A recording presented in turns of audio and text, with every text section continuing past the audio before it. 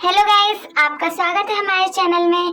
आज मैं फिजिक्स का चैप्टर 2 कराने जा रही हूँ और इसका लेक्चर 4 है। लेक्चर 3 मैंने करा दिया है और ये क्वेश्चन बहुत ही बार पूछा गया है। स्थिर वैद्युत विभव एवं धारिता चैप्टर 2 पार्ट 4 है। पार्ट 3 मैंने करा दिया है, ठीक है, तो आप देख लेना, ठीक है, प्लेलिस्ट में। संधारित्र, ये क्वेश्चन बहुत ही बार पूछा गया, तो आप लोग याद कर लेना। क्या दिया गया है? संधारित्र में कराने जा रही हूँ। किसी चालक का आयतन बढ़ाए बिना उसकी धारिता बढ़ाने के लिए जो समायोजन किया जाता है उसे संधारित्र कहते हैं। इसका मतलब है किसी चालक का आयतन बढ़ाए बिना उसकी धारिता बढ़ाने के लिए जो समायोजन मतलब सहयोग करके किया जाता है उसे ये संधारित्र कहते हैं। और सूत्र देख लीजिए, V = Q D ε0 K A।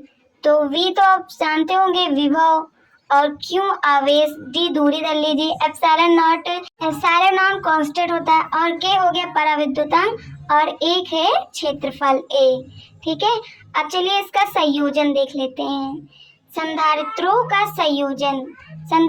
संयोजन जो होता है दो प्रकार से होता है, ठीक है। संधारित्रों का संयोजन श्रेणी क्रम संयोजन, समांतर क्रम संयोजन, ठीक है।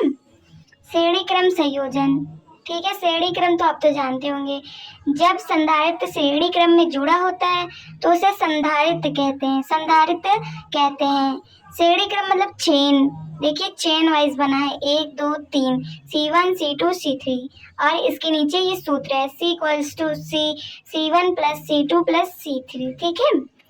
आप तो एकदम आसान है, केमिस्ट्री में भी आप जानते होंगे, लिखते होंगे, ठीक है, श्रेणी क्रम पढ़े होंगे केमिस्ट्री में आप। चलिए हम इसका समांतर क्रम अब देख लेते हैं। समांतर क्रम संयोजन, ये क्वेश्चन भी बहुत ही बार पूछा गया, तो आप ये दोनों याद कर लेना। इसका सूत्र बहुत इंपॉर्टेंट होता है। समांतर क्रम संयोजन, जब संधारित्र समांतर क्रम में होता है तो उसे समांतर क्रम संयोजन कहते हैं।